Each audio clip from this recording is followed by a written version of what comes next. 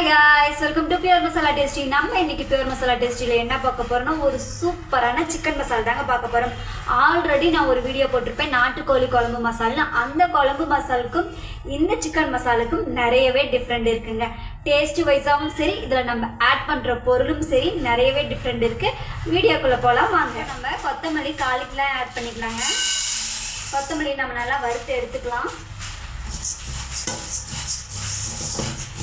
நான் ஆல்ரெடி எல்லா வீடியோவிலையும் சொல்கிறதே தான், கொத்தமல்லியை ரொம்ப நேரம் வறுக்கக்கூடாது. அப்படி வறுத்தா இதோட டேஸ்ட்டு வேறு ஒரு விதத்தில் வந்துடும். அதனால் இதை நம்ம ஒரு கொஞ்சம் சூரியற அளவுக்கு வறுத்து எடுத்தால் போதுங்க.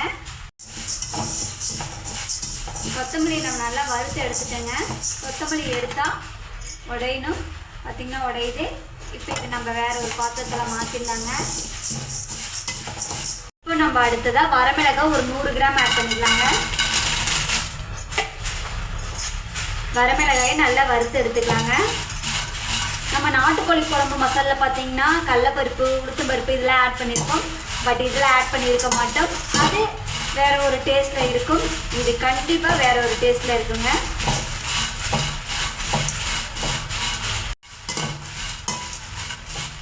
இப்போ பார்த்தீங்கன்னா வரமிளகாயை நம்ம நல்லா சூடுற அளவுக்கு வறுத்தாச்சுங்க. இதை வேறு ஒரு பாத்திரத்தில் நம்ம மாற்றிடலாம். அடுத்ததாக சீரகம் ஒரு 20 கிராம் ஆட் பண்ணிக்கலாங்க.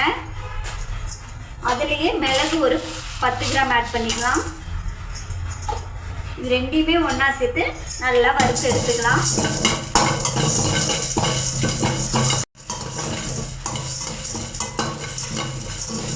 சீரக மிளகாய் தனியாக வறுத்தாலும் வறுத்து எடுத்துக்கலாங்க. நான் கம்மியாக இருக்கிறதுனால இப்போ சேர்த்து வறுத்துக்கிறேன். மேபி நான் இதை கொஞ்சம் அதிகமாக ஆட் பண்ணால் சீரகம் தனியாக மிளகு தனியாக தாங்க நான் வறுத்து எடுப்பேன். பார்த்திங்கன்னா சீரக மிளகாய் நம்ம நல்லா வறுத்து எடுத்துட்டோம். இதை வேறு ஒரு பாத்திரத்தில் மாற்றிடலாம். அடுத்ததாக சோம்பு ஒரு 15 கிராம் ஆட் பண்ணிக்கலாங்க. சோம்பு நம்ம நல்லா வறுத்து எடுத்துக்கலாம்.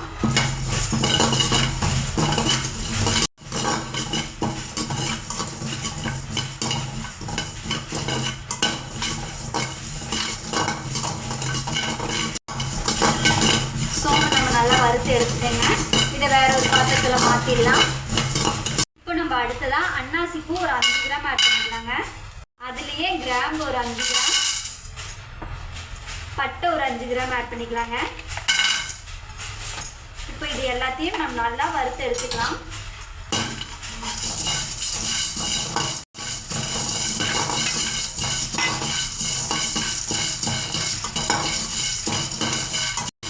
சிக்கன் மசாலாவை நீங்கள் சிக்கன் பிரியாணிலையும் ஆட் பண்ணலாம். டேஸ்ட்டு சூப்பராகவே இருக்கும். இப்போ நம்ம பட்டை, அன்னாசிப்பூ, கிராம்பு எல்லாத்தையும் வறுத்து எடுத்துட்டேங்க. இதை வேற ஒரு பாத்திரத்தில் மாற்றிடலாம். இப்போ நம்ம அடுத்ததாக ஜாதிக்காய் தாங்க ஆட் பண்ண போகிறோம். இந்த ஒரு ஜாதிக்காயே 5 கிராம் இருக்குது. இது நம்ம இப்போ இதை நல்லா வறுத்து எடுத்துக்கலாங்க. இதை நம்ம வறுத்துட்டு மிஷினில் கொடுத்து அரைக்க போகும்போது உடச்சிக்கலாம்.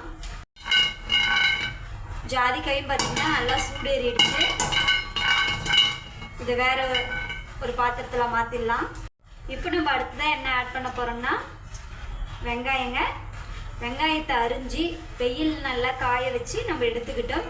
இதை இந்த சிக்கன் மசாலாவில் நம்ம ஆட் பண்ண போகிறோம். இப்படி நீங்கள் செஞ்சு பாருங்கள், சிக்கன் மசாலா சூப்பராக இருக்கும். இப்போ நம்ம வெங்காயத்தை ஆட் பண்ணிக்கலாம். வெங்காயம் ஒரு 5 கிராம் ஆட் பண்ணிக்கலாங்க. இந்த மாதிரி நீங்கள் ட்ரை பண்ணிங்கன்னா டேஸ்ட் சூப்பராக இருக்கும்.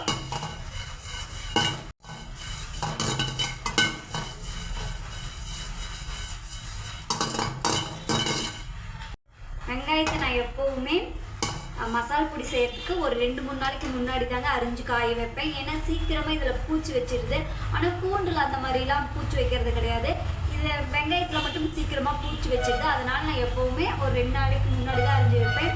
அதனால் மசால் பொடியிலையும் சீக்கிரம் அந்த பூச்சி வந்துருமான்னு கேட்டிங்கன்னா அப்படிலாம் கிடையாது. மசால் பொடியெலாம் அவ்வளோ சீக்கிரம் பூச்சி வராது. 6 மாதம் வரைக்குமே இந்த மசால் பொடி சூப்பராகவே இருக்கும். இப்போ நம்ம வெங்காயத்தை நல்லா வறுத்து எடுத்துட்டேங்க. இது வேறு ஒரு பாத்திரத்தில் மாற்றிடலாம். இப்போ நம்ம அடுத்ததாக பூண்டு ஆட் பண்ணிக்கலாங்க. பூண்டு ஒரு 5 கிராம் ஆட் பண்ணிக்கலாம். பூண்டு நம்ம ஆல்ரெடி காய வச்சதுனால இது சீக்கிரமே வறுபட்டுரும்.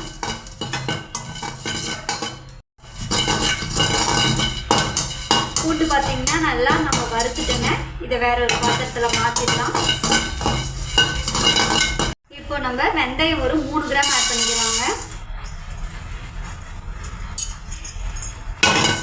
வெந்தயம் கம்மியாகவே ஆட் பண்ணிக்கலாம். ரொம்ப வெந்தயம் ஆட் பண்ணோமா ஒரு கசப்பு ஒரு இதை கொடுக்கும். அதனால நம்ம கம்மியாகவே ஆட் பண்ணிக்கலாங்க.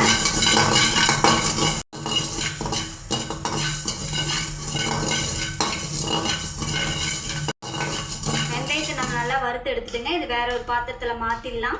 இப்போ நம்ம அடுத்ததான் என்ன ஆட் பண்ண போகிறோம்னா சுக்கு ஆட் பண்ண போகிறோங்க. சுக்கு ஒரு 10 கிராம் ஆட் பண்ணிக்கலாம். சுக்குவை இப்போ நான் முழுசாகவே போட்டு வறுத்து எடுக்க போகிறேன். ஆனால் இதை வந்து நம்ம மிஷினில் கொடுத்து அரைக்க போகும்போது இது நல்லா உடச்சிக்கோங்க. மிக்சியில் அரைச்சாலும் சரி இது நல்லா உடச்சிக்கோங்க. இது ரொம்ப ஸ்ட்ராங்காக இருக்கும். இதை இப்போ நம்ம லேசான அடுப்பு இல்லைன்னா அடுப்பை ஆஃப் பண்ணிட்டு கூட நம்ம வந்து இது சும்மா ஜஸ்ட்டு சூடேற அளவுக்கு வறுத்தாவே போதும். இப்போ ஒரு 10 கிராம் சுக்கு ஆட் பண்ணிக்கலாம். இப்போ இந்த சுக்கு நம்ம நல்லா வறுத்து எடுத்துக்கலாங்க.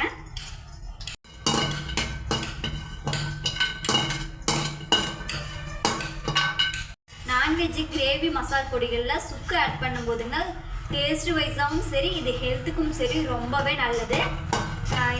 பார்த்திங்கன்னா இது நம்ம வறுத்தது போதும். இது வேற ஒரு பாத்திரத்தில் மாற்றிடலாம். பார்த்திங்கன்னா நம்ம சிக்கன் மசாலாவுக்கு தேவையான எல்லா பொருளையுமே வறுத்து எடுத்துட்டேங்க. Thank you friends. தேங்க்யூ ஃபார் வாட்சிங். தேங்க்யூ.